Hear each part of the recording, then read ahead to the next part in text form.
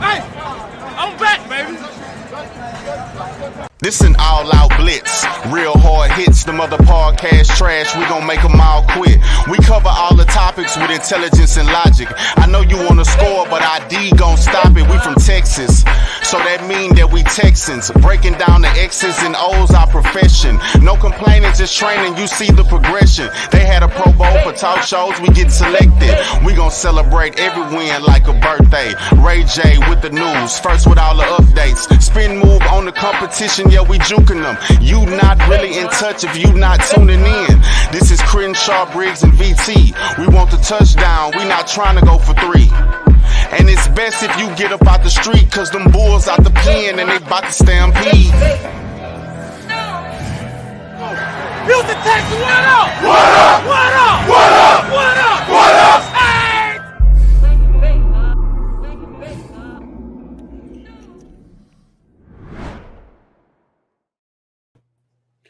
Welcome to the Texans Fan Battle Podcast.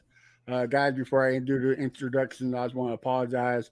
I have came ill a little bit, so I might be a little under the weather. Just call me the mailman.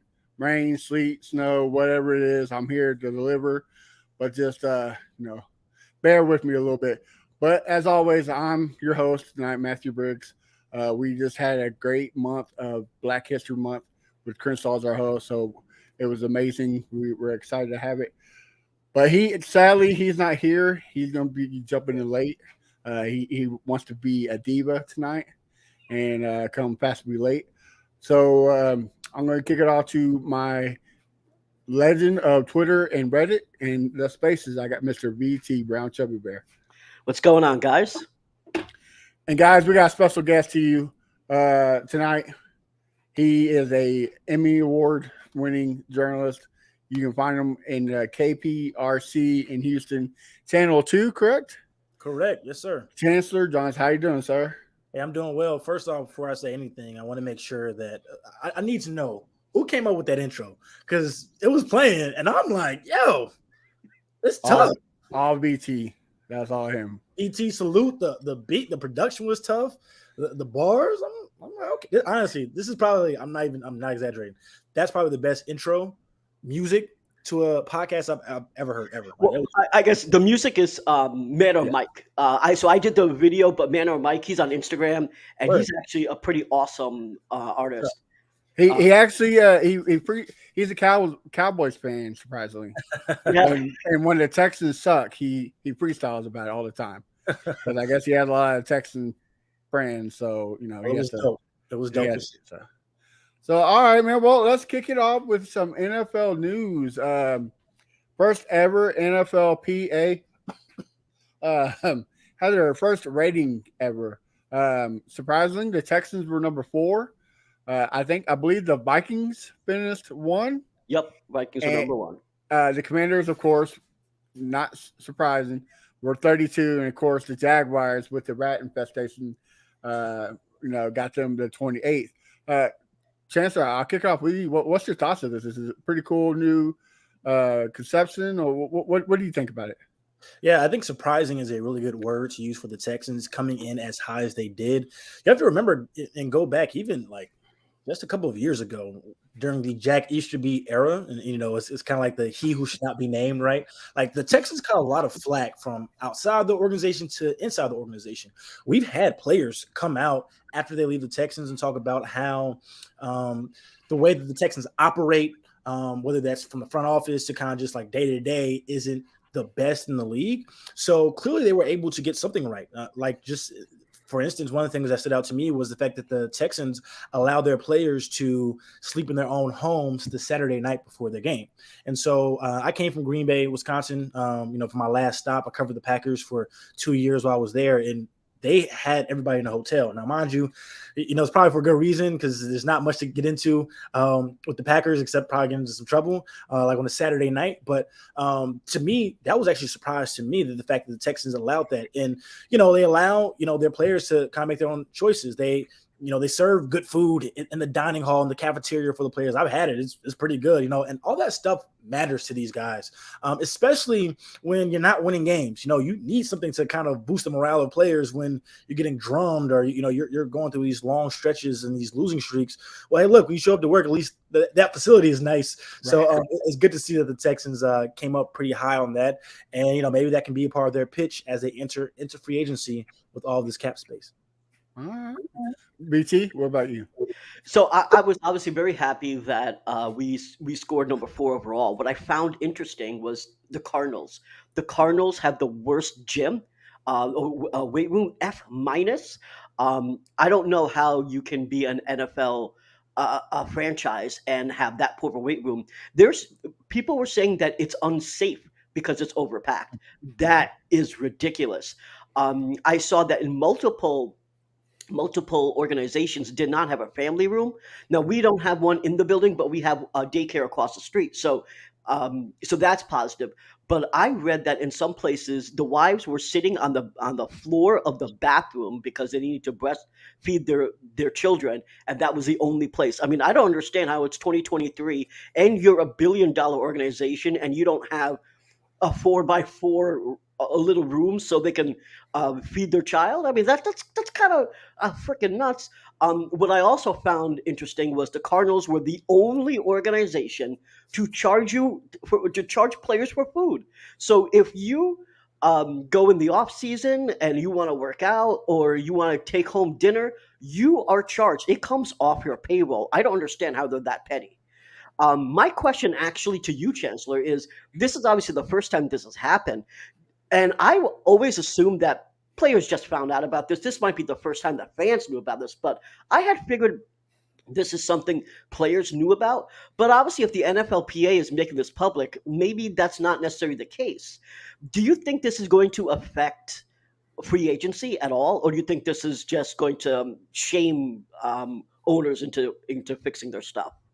I would say the biggest thing that the report card does is hold these organizations accountable, right? So whether it's with the training facilities, as far as the trainers, how they treat the players, to just little simple things, right? As far as with the Cardinals charging their players for meals.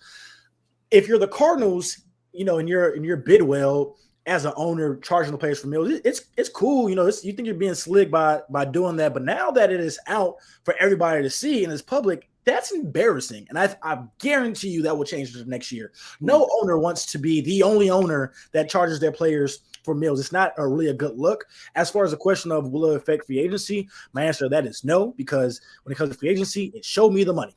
Right. So now, especially with the Cardinals, if the Cardinals are the only team that does that, like everybody else is, who's going to pay me the highest amount of money? Like, that's what it comes down to.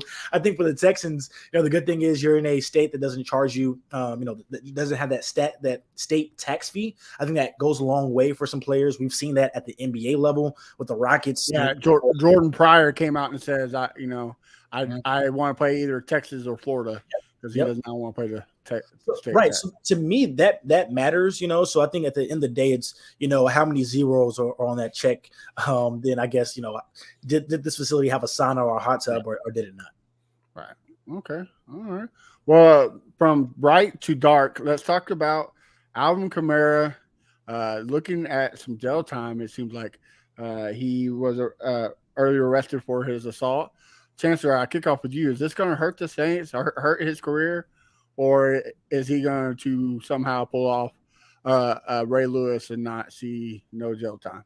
Yeah, I as far as the jail time, I can't really speak on that too much because I just don't know. But as far as will it hurt his career in the long run? Not really, because in my opinion, first of all, you got to think we're talking about the NFL here, right? Like, unless you really murder somebody, like we saw, like with Henry Ruggs in his situation, like most of the time they'll let you go, especially like when you consider some of these domestic abuse cases that we've seen over the years. And like to name a name, Tyreek Hill, right? Tyreek Hill got into some stuff. Joe Mixon got into some stuff. Joe Mixon was pre-NFL, but like now it's Joe Mixon, the Pro Bowl running back. Like no one really kind of thinks about that for the most Kareem part. Hunt, right. Right. So it doesn't, in Alvin Kamara's situation, it was, something between him and another guy. I know he had a group with him as well too, but like no one, even this season, it was like, will he get suspended and how will it affect my fantasy team? But outside of that, no one really cared. You know what I mean? So I don't think it'll affect Alvin Kamara too much, kind of moving forward. All right. BC, what about you? I understand that this is the NFL, and most of the time we don't do stuff for violence. The only reason why I think this could have a different outtake is because he admitted it and it's on tape, and it's a felony charge. And I'm not saying that it would affect the suspension. I'm just saying that he could literally go to jail. And that's I think that if that wasn't the case, then yeah, his career wouldn't have been affected. But from my understanding, Nevada has a mandatory minimum for this sort of violence. And if there's a mandatory minimum, it's not like they can just get around it and simply slap, give him a wrist slap or something. I actually think he could do some time. Now, do I think it's going to be real time? No, I think it, potentially under a year or whatever, or even much, much less. But I think there's a chance that he could actually be in the slammer for a period of time, simply because of the mandatory minimums. And there's too much video evidence. There's video evidence of the attack, and then there's video evidence of him bragging about it. So I don't know how he's claiming not guilty. I think the only reason why it's going to affect him is just because there's just way too much video evidence of it. Yeah. All right. Well, speaking of other slumbags, Dan Snyder pretty much blocked. I can't think of his name. VT, what's his name? Jeff Bezos from buying the Commanders. Now he is being sued, and they're thinking about bringing Jerry Jones to help sell the Commanders. So, VT, I'll kick it off with you. What's your thoughts on this?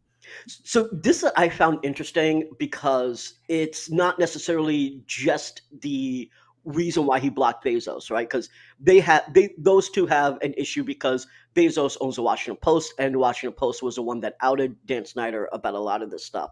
What I find interesting, if we rewind a little bit about the Bank of America loan, right? It was a $55 million Bank of America loan that Dan Snyder did not tell his two other minority owners. Now, at that time, they owned 40%. So that's a fair amount of ownership. And they were disgusted with the loan and the fact that he didn't tell them that the NFL got involved and negotiated a settlement. And so on top of that $55 million loan, Dan Snyder had to take, I believe, an $875 million loan to pay off the minority shares. So he has basically $900 million in debt just in those two things that we know about. Now he's under investigation by the feds because of this loan. So I just think he's in a shit situation. They've now asked Jerry Jones to get in the middle and broker a deal because this could get out of hand real quick. Once the feds start opening up the books for Dan Snyder, who else knows how many owners are going to be involved in other things? So I can only assume the NFL's like, get this done quickly. Dan Snyder could take down other people without even trying right now. And I think that's going to be really interesting to see how they try to calm him down and say, just let Bezos buy this, because he can easily be more than 30% owner, right? So Jerry Jones could save the NFL again. Chancellor, what about you? What do you think? Can you guys remember the last time Snyder was involved in something that was positive? It's something about this guy is always in a negative light. We do know that Jeff Bezos has been trying to buy and try to get ownership for a while now. He looked into the Seattle Seahawks when they were rumored to have an opening. Now it's with the Washington Commanders. Also, too, on a local level for the Houston folk, Tillman Fertitta, the Rockets owner, has put his name out there as well too, trying to get NFL team. But you kind of touched on it earlier with Snyder. I wouldn't be surprised if a lot of NFL owners are a little bit concerned about him because, listen, the NFL ownership group it's a big boys club. There's a lot of stuff that goes on between them that I think if it got out public, in general, like we can just call a spade a spade. Some shady stuff, whether it's regarding the NFL to just life outside the NFL when no one else is watching. That clearly that Dan Snyder isn't going out without a fight. So it will be really interesting to see how it ultimately all plays out. Yeah. I tell you, you can't get a better soap opera in the NFL sometimes. It's just, I tell you. All right, well, let's move on to some NFL Combine. I spelled it wrong on the screen, so I'm going to take that off. But kicking it off with some news from the Combine, we'll do some good and some bad. Jalen Carter, speaking of bad, it lied to the police officer about drag racing and causing two young men to lose their lives. Then it looked like his stock's going to drop tremendously from what reports are saying. Chancellor, I kick off to you. What's your thoughts on this? And how bad is it going to affect him? Yeah, Jalen Carter, I think, probably was the most talented and dominant player heading into this draft, and he had a real case for being number one, especially if Chicago ultimately decided they want to stay there instead of trading back since they didn't want a quarterback. But when you talk about getting involved in potentially drag racing, allegedly, and the NFL is just coming off, we're not even 2 years removed from the Henry Ruggs situation. We saw how that ultimately played out. I am concerned that he could drop really, really far, especially because it's like, listen, like, what are you doing? Like, it's one thing with the Alvin Kamara situation where, hey, you can say, hey, look, something happened, one thing led to another. Before I knew it, punches were being thrown, whatever. But to be a guy in Jalen Carter, who you knew you were going to be at worst a top 3 NFL draft pick, fresh off a championship, you say, you know what, my decision making is to hop in this car and to drag race down the street. And not only that, 2 people died. And he lied about it. Right. And this is also coming off where there were also multiple reports from pretty good sources that they were concerned about his character issues just in general, as far as housing and meetings and practices and things like that. When you put all that combined, his stock is going to plummet from a potential number 1 overall pick to who knows where. I think with his talent and how dominant he was, I don't know how far he will drop, but like it is something concerning. And at the end of the day, it's going to cost him in the pocketbook very largely, because we know how the guaranteed money works. But it is sad. But NFL aside, it's sad because 2 people lost their lives, and that's something that you don't want to forget. Exactly. And now you're talking about a legal case. Like the NFL could step in and potentially, I don't know, they might be able to do something. And then also just how will it play out in court? He said he's going to try to clear his name, but it could get from bad to worse quickly. Yeah, I told VT before the show started, I think he's going to drop to mid-20s, maybe the second round. Who knows? VT, what about you? What's your thoughts? Yeah, I mean, I think this could really go both ways, and it's really up to him right now. If he decides that he's going to fight this all the way, I think that they could bring the hammer on him, because from the reports I read, they have got video surveillance. So if he's saying he wasn't there and they are able to show license plates and so forth, obviously that's not going to go well. They also, the other interesting fact is the car that he was allegedly racing was a car that he got through NIL. So I don't know if that's going to shine a little more light on NIL itself. That's a problem. The thing though, if he tries to say I wasn't there and then it's proven that he's lying again, that's a legal issue, but that's also a character issue, right? Because so he already lied once, saying he wasn't there, and then he said yes. First he said it was a mile away, and then he said no, I was basically tailing him. Then now we're seeing that he potentially could have been racing, and now that there's reports that he potentially was drinking earlier at a bar, so he could also been driving drunk. So he could have made plenty of bad decisions. Now he's 21. I made some very bad decisions when I was 21 too. I didn't do that, but I understand. If you grew up not filthy rich and all of a sudden you have generational wealth by the time you're 21, I could understand making some bad decisions. But now is a time where if you're in the middle of this, it's time to grow up quickly and make the right decision so you don't fuck up the rest of your life.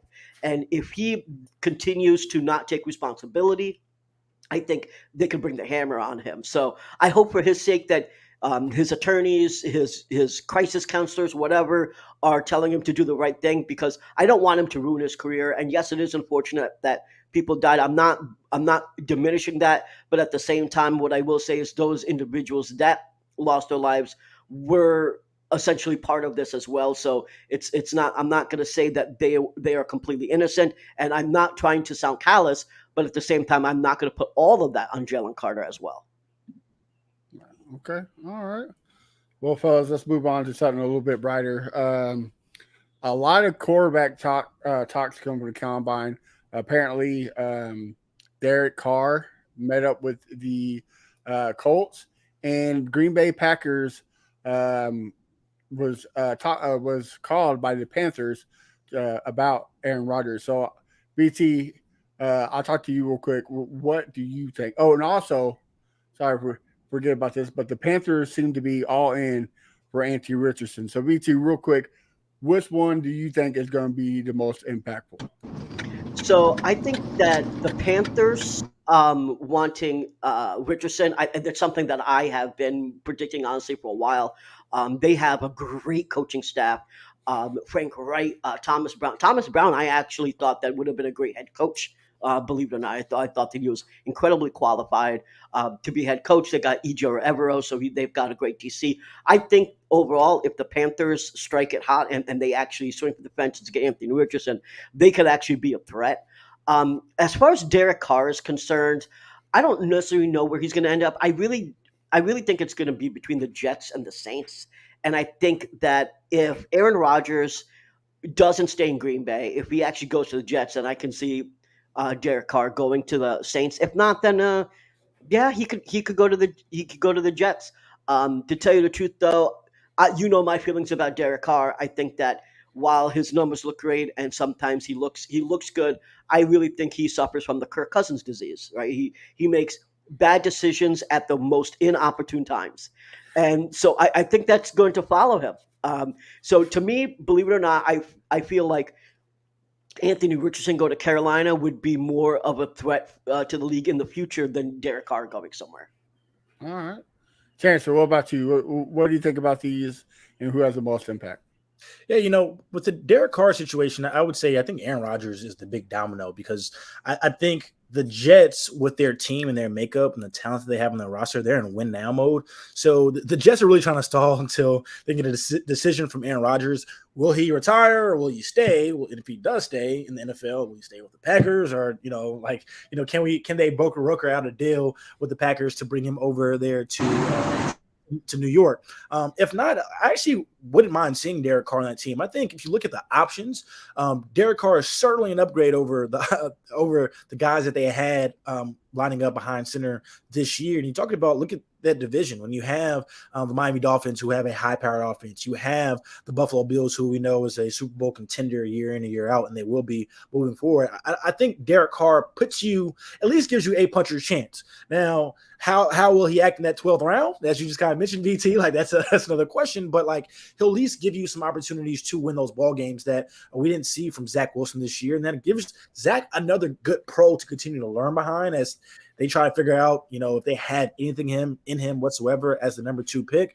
But as far as Carolina goes, the whole Aaron Rodgers to Carolina thing doesn't really make sense. And I don't think the Packers would also trade him. I don't think they want to trade him within conference either, A. And then B, I think if they do make a deal for Aaron Rodgers, the Packers end up trading him, I think they will work out something to where he wants to go. And I can guarantee you that Aaron Rodgers doesn't want to probably go to Carolina. And everything that I know about him, I think he wants to go to a team that has more options to win right now. And I think the Jets give him that best chance. And that's all if he doesn't stay in the entitled town in Green Bay. I just want to add one thing that I know that Adam Schefter reported this, but I think it's malpractice if an organization doesn't try every single option to just at least seek out what it would cost. We had reports that Kansas City had multiple teams calling to see how much they would want for Patrick Mahomes, and we know that obviously he wasn't going anywhere. So I don't give a lot of substance to the report saying the Panthers have called. Sure, I'm sure a ton of teams are called. It doesn't mean it means anything. It just means, hey, it's literally owner and general manager malpractice if you don't figure out, hey, let me give it a shot. Let's see what can happen. Right, right. Well, Chris, thanks for finally joining us, man. Told you you wanted to be a diva. What's your take on it? Oh, what's the question? My bad for my tardiness. What's the question? Who do you think is gonna have the most impact on the team between Derek Carr, Aaron Rodgers, or Anthony Richardson to the Panthers? Oh, Derek Carr for sure. I know VT don't like Derek Carr, but Derek Carr's he's not a great quarterback. He's a good quarterback. Aaron Rodgers, I just think his passion for the game is not the same anymore. So I don't think wherever he goes, he's still going to be. He's not going to be as good as he used to be. But I would say Derek Carr. Derek Carr on the Panthers, the Bucks, or the Jets would be a great move. Anthony Richardson, I think he's still 2 years away. In my personal opinion, he should stay in college one more year because I don't think he's quite ready. But if they say he's going to be a first-round pick, hell, go get your bag, So that's my take on that. All right. Well, moving on to some more NFL Combine. I mean, there are already guys out there showing out. Nolan Smith, what was he ran a 4.39, right? B? Yeah, a 4.39. 4.39. I'm boy. And then you got the Duke defensive tackle. I'm not gonna murder his first name, so I'll just call him by his last name. Can't see. He just ran a 4.68. The fastest time by a defensive tackle since 2003. Aaron Donald ran it at 4.63. So that tells you a little bit fast. And I don't know if this is correct. Somebody sent it to me. So, but the measurements of Bryce Young is supposedly 6 foot and 200 pounds. So already the combine is not pulling any punches. Chancellor, I'll start with you, man. What's your thoughts about this? Yeah, to me, the big winner of the day has to be Nolan Smith out of Georgia. I think there were some mocks that even had him potentially going to the Texans with that 33rd overall pick, second round. You can forget about that now. That's not happening with his speed and, just with his resume and what he was able to do at Georgia. I think a lot of teams are already high on him, and we know the type of defensive guys that Georgia has been able to put out lately. And so now, if you're the Texans, depending on what you do at 2, you might have to consider him at 12. And I'm interested to see, if D'Amico Ryans can get a hand on an athlete like that, and you can pair him up next to a guy like Christian Harris, who I know the Texans are extremely high on. Now you're talking, and now you're cooking if you're D'Amico Ryans, who obviously is a defensive-minded guy. He would be great on the team. Now, obviously, Bryce Young, that was the big question as far as his measurements go. But, if 6 feet is actually, that's a game changer. Now you are talking about, 6 feet, 200 pounds. The issue is everybody knows that when Bryce Young touches the field to play on a Sunday afternoon, he won't be 200 pounds. Like, that's not his playing weight. That's hey, let me look good on the scale. And so to kind of quiet down these size, this size conversation. But yeah, 6 feet, 200 pounds coming into the to the combine. That's a good sign for Bryce Young and his team, as he has potential to go number 1 overall. All right, Chris, what about you? Which one's impressing you so far?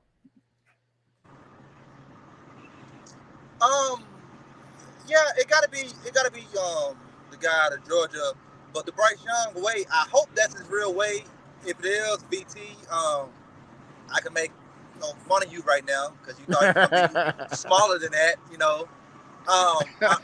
see, like me, I'm a Bryce Young guy. Chance, who are you? You a Bryce Young CJ guy? Definitely a Bryce Young guy. Okay, now what do you like about Bryce more than you like about CJ? So to me, the biggest thing about Bryce is all the talk about all this conversation about size and everything like that. To me, like when it comes to the quarterback position, you either got it or you don't. And when I watch Bryce Young, he has everything that you're looking for as far as like when the game's on the line. Like, I trust him, and so I feel like now in this draft conversations, especially if you're in the AFC, you're going to have to deal with number 15 for the next decade. You're not going to, you're good luck trying to find a quarterback that's better than him. But what you want is a guy that, hey, in a shootout, if he has the ball last, can you beat him? And I'm going to give you an example. If you're the Cincinnati Bengals, hey, Joe Burrow can do that. That in a shootout, Joe Burrow can go pound for pound with him, toe to toe with him. There's a couple other teams, in the AFC. Justin Herbert, he hasn't really proven it yet at the highest level, but you feel confident if you're a Chargers fan that he can go do that. The whole conversation, I'll get back to Bryce Young in a second, but I know there's some Texans fans who were like, hey, like believe in Davis Mills, give him another year, give him weapons. Come on now. Do you trust him to go not only beat Patrick Mahomes at the highest level? If you say you had to get Patrick Mahomes in the AFC Championship game, but you still had to go through Justin Herbert and Joe Burrow first, and or maybe Josh Allen. Can he go toe to toe with those guys 3 straight rounds? The answer to that question is no. I haven't seen it. It's a hell no. It's a hell no. But a guy like Bryce Young, what we've seen, obviously college is college. Things can change, at the NFL level, but I've seen him do it. And so to me, that's what I look at in a guy in those big pressure situations going against that elite competition. Everybody wants to say, well, how will he look against, NFL's, type players? Well, he played in the SEC. Half of the defensive guys come from the SEC. So he's going against some of these guys, every single Saturday, once you get in the conference play. So that's why I'm really high on Bryce Young. I've seen him be able to make all the throws. And to me, it's not necessarily about like, how big is his arm. Because you look at another guy, as I used earlier, Joe Burrow. It's not like Joe Burrow has a cannon of an arm, but when the game's on the line, you trust him. So that's why I personally am really high on Bryce Young. All right. Okay, hold on. So one more thing before we get to BT. Okay, so Chance, do you see Bryce Young playing more than 3 years in the NFL? Of course, yes. Okay, All right. I had to ask that because it's a guy I know says he's he's not gonna play more than 3 years. So I had to ask that question. Speaking of that guy, BT, what's your thought? So, all right. So here's why I think that the Texans should draft CJ over Bryce. Bryce definitely has the processing. He has the skill. The issue that I have is that we don't know, and I don't know if these are the official weight and stuff, because I thought the official weights were for quarterbacks and stuff weren't coming out till Saturday. But in any case, my issue with him is frame. It's not necessarily height, right? Because we've had Russell Wilson, we've had shorter quarterbacks play and succeed and win a Super Bowl. The issue really is frame. Frame has really been my concern. And when you're getting slammed by 320-pound D linemen 40 times a year, how is that going to impact your play? And yes, has he played in the SEC? Yeah. But he's also had this shoulder problem multiple times, according to Nick Saban, that he has this shoulder AC joint issue.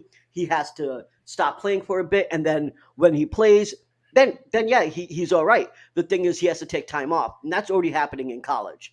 And to me, what I find challenging is that we are an organization that has won 11 games in 3 years, and if he's 6 foot and 200 pounds, we know that he's going to really be like 192 around there or so on his playing weight. Are we gonna be able to put that on his frame? And it's really more of a frame issue than anything else. I never said this with Kyler Murray, because if you looked at Kyler Murray was diesel. He looked like he could beat any dude up. Because of how strong that he looked. Same thing with Russell Wilson, even Drew Brees. The issue with Bryce Young is not his height particularly, it's his frame. And that's why I think that CJ Stroud, who didn't have the off script, didn't showcase his off script stuff like Bryce Young, and he had, two of the best receivers in the country. He had a much better O-line. He had the tools to succeed. And I understand all of that about CJ.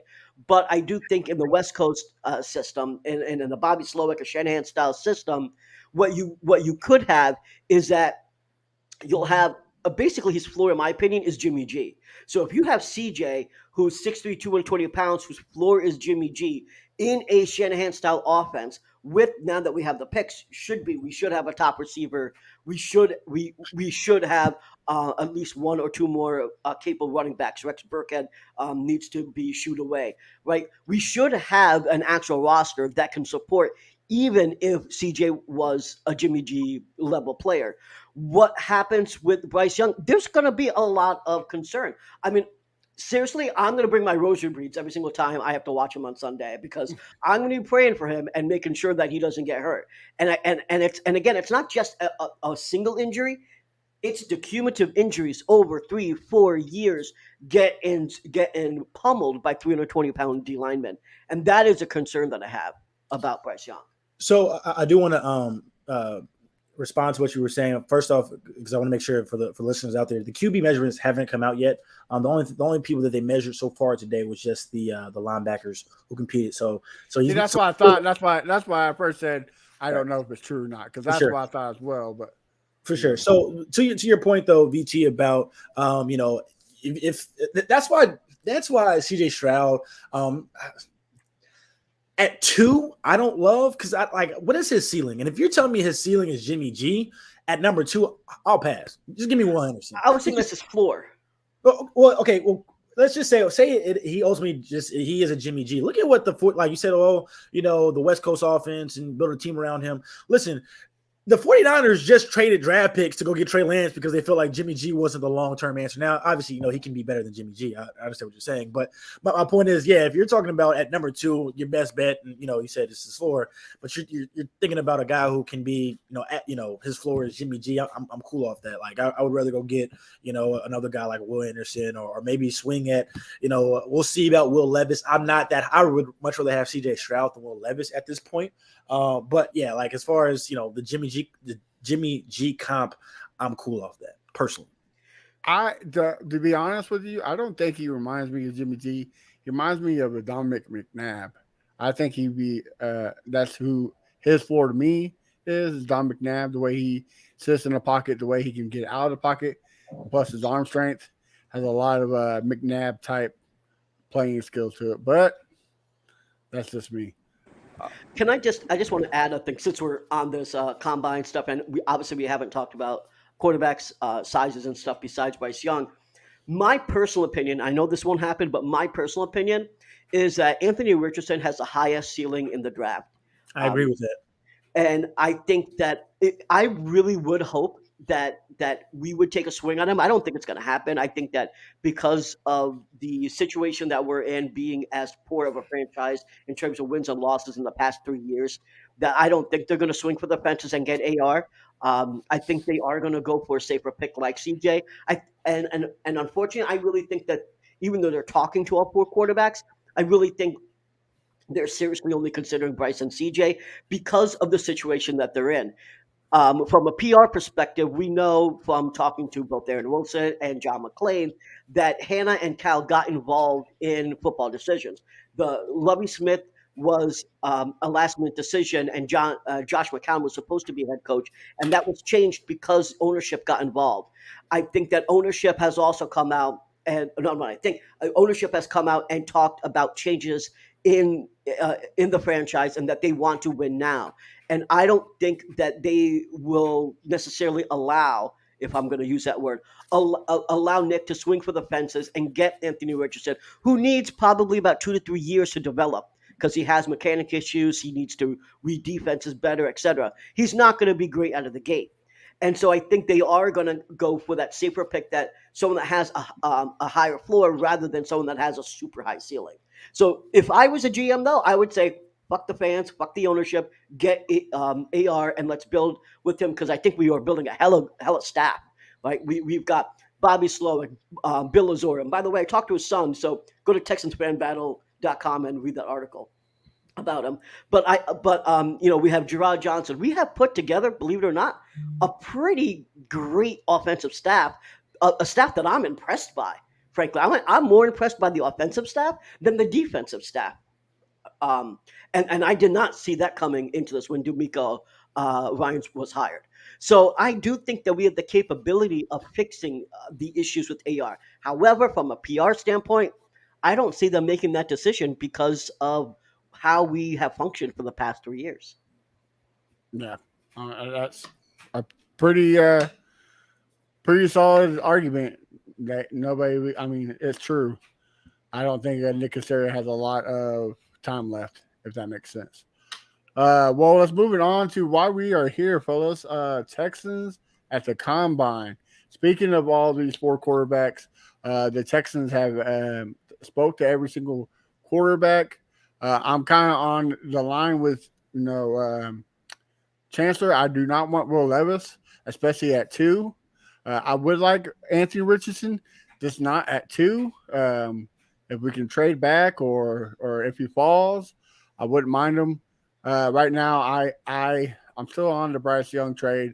I'm the guy who, if you don't get Bryce Young, you get CJ Stroud. You don't get CJ Stroud, you get Bryce Young. I think both those guys is a tremendous upgrade from Davis Mills and can turn around the game. But Chancellor, real quick, who do you think? I mean, you kind of said you want Bryce Young, but what do you actually think will happen? Yeah, so to the point, as much as I want Bryce Young, VT, I will say I am, along the same lines with you as far as down the line injury concerns about Young, with his frame. So that's why I don't love the idea of giving up capital to trade up to go get him. Because there's still risk involved. It's not like there's a surefire, hey, if it was next year and it was Caleb Williams and maybe there was a non-QB needy team there, okay, cool, go get him, right? But with Bright, there's still some risk, whether it's him, whether it's CJ Stroud, whether it's Levis, whoever AR. That's why I would rather just have them sit where they are, and especially after a mess that they shouldn't have been in the first place, and then having to kind of redo that, to trade up to go get a guy that, once again, he is. I do think he'll be successful, but it's still not a guarantee. So I would, I would call the Colts bluff if they want to trade up and give up significant capital, because there'd be much more capital than the Texans would have to give up to go from 4, to 1. Then let them do that. But I'm hoping, for the Texans' sake, that it's not the case, and that Bryce Young will fall to them for 2, and maybe Chicago just stands pat. All right. BC, real quick, what about you? What do you think? So I think the Colts are going to try to move up, but I don't think they'll accomplish it. I think the Bears are going to ask for more than really these quarterbacks are worth. I don't think in this particular class that these quarterbacks, all 4 of them, are worth giving up massive capital for, like a Caleb Williams would be, right? The strange part here is that I don't think this is a very strong quarterback class. However, we have 9 QB needy teams, and so I do think that there will be some trade up. I personally think that Arizona is the prime spot for a trade up, because I think Arizona, in my opinion, isn't really happy with Kyler Murray, and they potentially, if they're smart, preparing for life after Kyler, and they should be stacking up picks for later on. And so I see them being able to take a discount on someone like the Raiders, moving up to 3 to get a quarterback there. So I do think something like that could happen. Going to first overall, however, is too much. I don't think that's going to happen. And I think the Bears, especially now with the Jalen Carter news, I think the Bears will eventually just end up staying put. I think that the Texans will be able to pick whatever quarterback that they want at 2. I think it would be a mistake to trade up. I tweeted this out, and I'll stand by it, that if we trade up, it's time to look and see if Nick Casares should still have a job, frankly, because there was a way to get that first overall pick if he really wanted to, by putting Cooks or Tunsil on the inactive list. I mean, there's a lot of ways, and I know that might be a harsh statement because he has done some good things, but the bottom line is if we're trading up, we made a massive mistake, and it's time to see why the hell we made that mistake. Well, to be fair to Nick Casario in that regard, that could be out of his hands. That could be Cal saying, "Hey, look, I want him. Do whatever it takes." And then it might not be in it to him. Also, obviously, when it comes to the draft process, it is a collaborative effort. His scouts could tell him, "Hey, listen, we got to get him." Like at this point, though, it is frustrating with the way that the season played out. But now you do have to move past that. And if the Texans believe Bryce Young is the guy, and everybody's on board, from not only Nick Casario, but so is D'Amico Ryans and the scouts. I'm not putting that blame on Nick Casario, because at the end of the day, okay, well, what will it cost, right? Because if you're saying, hey, we'll give you the 33rd pick and then maybe maybe a future 3rd or something. Okay, that's, it's not ideal. You don't want to have to give up that capital, but it's not like it's, hey, a future first, for next year when the Texans still could have a top 10 pick potentially. That's a different story. Maybe if it's 12, that's different. But if it's maybe, third pick and maybe a future pick that's not first round, it might not be as harsh, especially if they really do believe, and whether it's Bryce Young, CJ Stroud, or whoever, if they believe this is our guy. Okay. Uh-huh. Crystal, what about you? Well, I agree with everything what VT said. I don't think the Bears gonna trade because of the Jalen Carter news. They should get Will Anderson, and like VT said, we're gonna either get CJ or Bryce, but most likely Bryce. And then Cap, that's his alma mater, so why not get Bryce? I just think he's a baller. I don't care about the size, the frame. I just think that he got everything I need in the quarterback: the process, the footwork. He's smart. Just like the one of the comments said, he's Curry. He's Curry from the NBA. So that's my guy. I'm gonna stick with it. And if we get him, VT, I'm coming for you. All right. Moving on. There was a lot of interviews with D'Amico Ryans and Nick Caserio. D'Amico Ryans pretty much said about Bryce Young. I hope success for wherever he goes, and the system of a quarterback.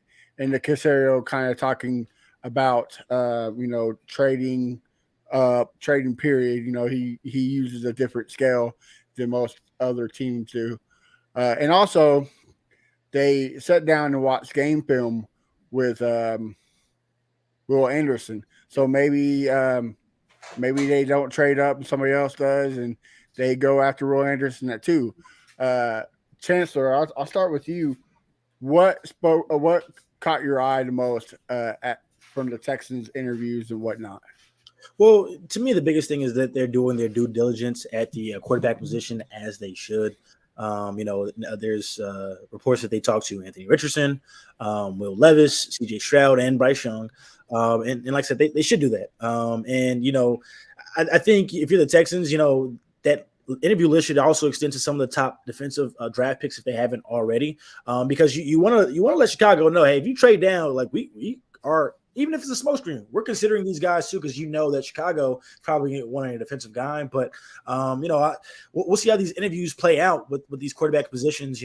I think it is important that they are looking at a guy like Anthony Richardson, who maybe they ultimately fall in love with him. Maybe they get him in a room and they say, hey man, this is our guy over potentially a Bryce Young, or maybe they say, hey, to hell with any of the size expectations with Bryce Young.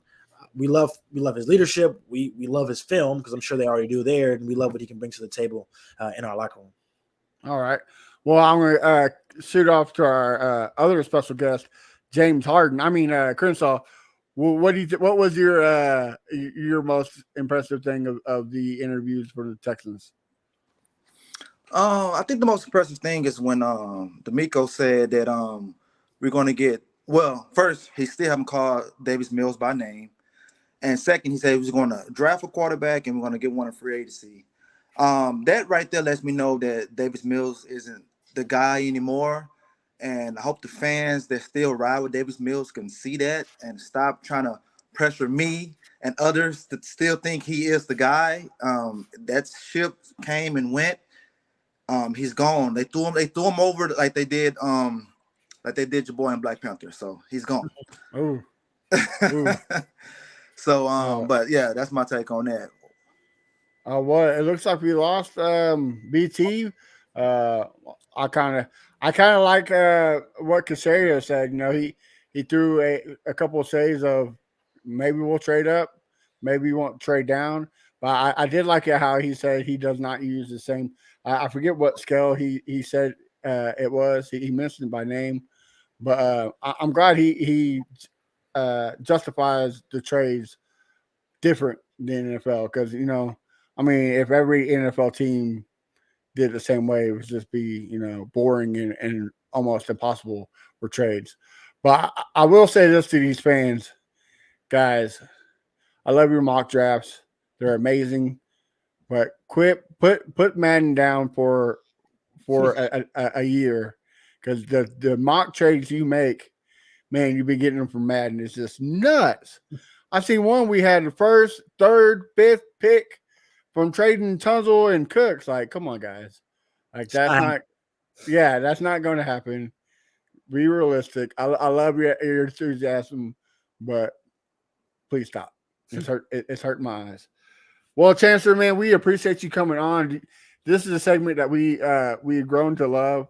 It's where we ask you a couple questions. You down for that? Let's do it. All right, Crenshaw, I'll start with you. You got a question for Mr. Chancellor? I hope I didn't lose him too. Froze on us. And I'm supposed to be. Can you hear it? Can you hear me? Yeah. Can you hear me? Yeah. You hear me? Yeah. Yeah. All right. I got three for you, Chance. Are you ready? Let's do it. Okay. One, what's your favorite gummy bears? Two. What's funny about Go ahead. Okay. Two. I need one of those pies. And three, what's your favorite Denzel Washington movie? All right, so I'll start with the first one. Man, I guess you saw the bio. Man, I kill gummy bears, man. I go through like a big bag. I mean, like it takes me like just 2 days, and I'll just kill them. I just always need something to kind of just like chew on, pause. But you know what I mean. That's one. Two, pies. I can see if I can hook you up. My buttermilk pies are stupendous. I usually get them done during holiday season, Thanksgiving, Christmas, but just get at me. I'm saying I might slide you one for the Lolo. Favorite Denzel Washington movie, I would say Equalizer. That's probably like a popular pick, but I mean Equalizer, he was phenomenal in that movie. I mean, he got so many choices. I also really high on Training Day as well. But the first Equalizer is my favorite one from Denzel. My favorite is John Q. I think that's the most underrated Denzel movie of all time. BT, we moved to the question part. We know we lost you for a second. So Yes. do you have any questions for Mr. Chancellor? I do. First, I have to answer the Denzel Washington and say that Man on Fire was such an amazing flick. Amazing. There's, if you haven't seen it by now, you have to stop watching this podcast and just watch it. I mean, it is that freaking good. But my question is, I know that you said that you're a foodie, and aside from gummy bears, what's your favorite go-to comfort food? Probably oxtails. They're so good. Either oxtails or just some good chicken wings. I'm kind of on a search around Houston for actually a couple things. Barbecue. I love brisket and ribs, and then wings. Matter of fact, I can go with some wings right now. But number one is oxtails. My mom, just being from the South, my mom used to bake them, and I go to town on them, man. Sadly, Chancellor, I live up in this suck town of Kansas City. Oh. And when I ask people for oxtails, they're like, "What? It is, yeah. What is that?" Yeah. So Keep on the good Texans fight up there in Kansas City. I know it's incredibly hard in that type of time. Dude, trust me, it is. It truly is. Well, man, I got a couple questions for you. You spent some time up there in Green Bay. Could you ever outdrink their tackle? I don't want to hit. Absolutely not. Absolutely not. David Bakhtiari, no chance. Not even trying it, huh? Not even. No point. And this is outside of football, but is the Greek the Freak a athleticism beast like he is on TV, or does TV not do him justice? No, yeah. Greek Freak, Giannis Antetokounmpo, I mean, he's special. I think he could go down as a top 10 player ever. Like with the trajectory that he's on, from the MVP, Finals MVP, Defensive Player of the Year. He might have two Defensive Player of the Years, if I'm not mistaken. And if he gets one more championship, he's right there in that conversation. Right now, he's probably a top 20 player currently. Just once again with his body of work, and he's still getting better. That's the scary part. I remember when teams used to say, just make him shoot a jumper, and that's still the best case scenario over him just bullying his way to the rim. But now, not only does he have a pull-up jumper, he has a back-to-the-basket game where he'll turn around right shoulder and drop it over over their defense. So he continues to get better, and he, in my opinion, I think he is currently the best player in the world right now. All right. One more, and I'll see if anybody else has any. Like I mentioned, you stayed in Green Bay a little bit, but you are a Houston native. So which one's better, Houston or Green Bay? And why is it Houston? That's not a question, man. Right. Green Bay was cool, but it's not my type of town.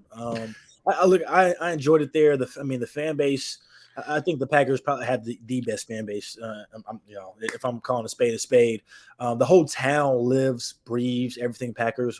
I can tell you, when I was in Green Bay, that was during the COVID years, and it's obviously they didn't have fans at that time, and like that impacts the economy in that area. Like they literally run on the Packers tourism, those home games, and when they didn't have that, it impacted the area so much. But it was cool, having the opportunity to be in the locker room with guys like Aaron Rodgers, Devontae Adams, and so on. The weather sucked though, huh? Oh, I don't miss it at all.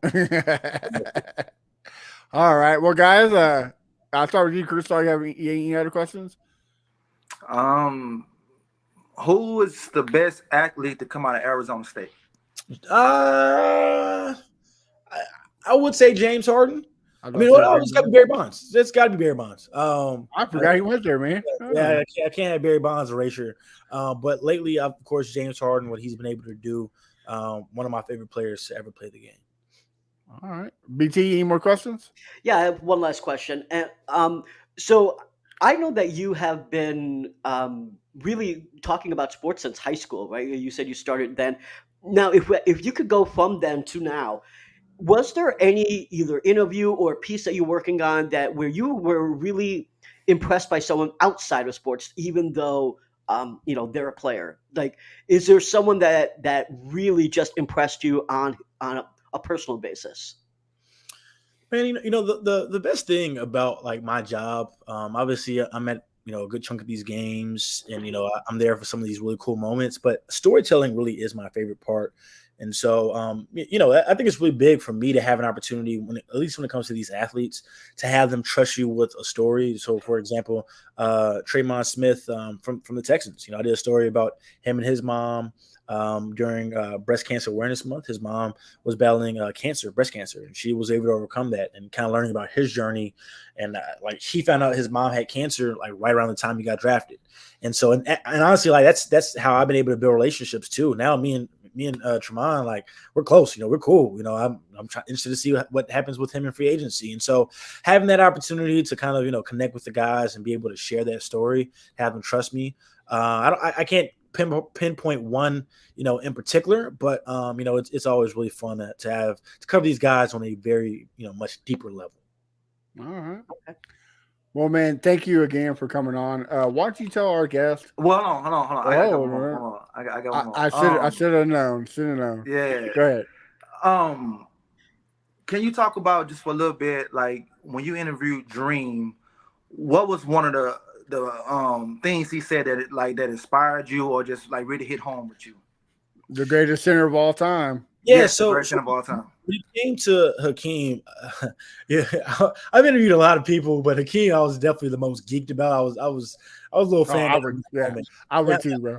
Yeah, now also mind you, I was probably like 19 years old. I was still in college at the time, and to have that opportunity, I remember looking back on it, I'm interviewing him. I got this big cheesy smile on my face the entire time.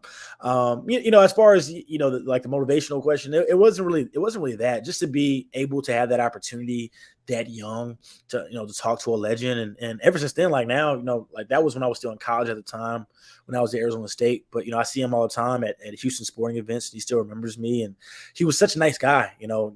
Allowing me to do that really meant a lot to me. And so, like I said, it's all fun and all great part of this business and thing. Look, I get paid to do this, man. Like I wouldn't have it any other way. All right. Hey, well, anything else there, folks? No? All right. Well, Chancellor, before Crenshaw cut me off, thank you for coming on.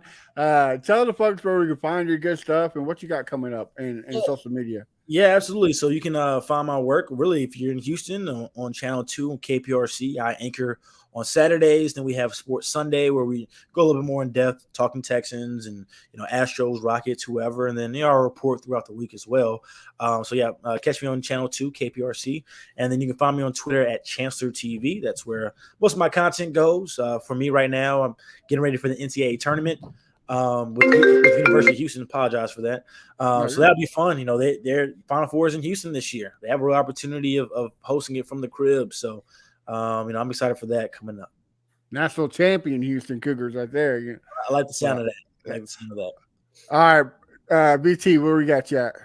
You can find me on Twitter at BrownChubbyBear, and you could also find my articles at TexansFanBattle.com. As I was saying during the broadcast, my last one is about Bill Lazor. I was able to talk to his son Nolan, who talked about how his father helped him work on his balance and mechanics. So I thought it was a pretty good article. I will be working on another one on Shane Day as well. So look forward to that, and just check out Texans Fan Battle. And if you are .com, and if you're watching this on Facebook or Twitter, subscribe to our YouTube channel. We just finally hit 500 subs, and the goal is to get past $1,000 subs for this year. So if you haven't subbed on our YouTube channel, go ahead. I looked at the stats, and 98% of our views on YouTube are people that don't sub to us. If you're watching us that much, it's time to sub. So go ahead and sub to our YouTube channel. Do it. Crenshaw, what about you, brother?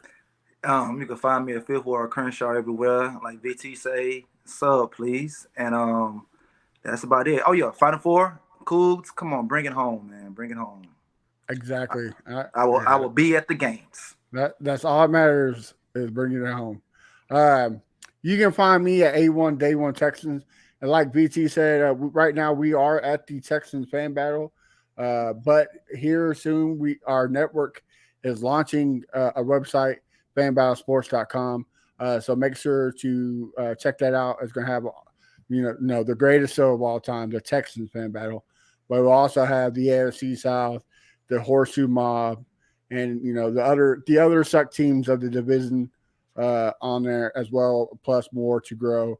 So make sure you check out. And like VT said, guys, what are you doing? Sub to the channel already. I mean, come on now.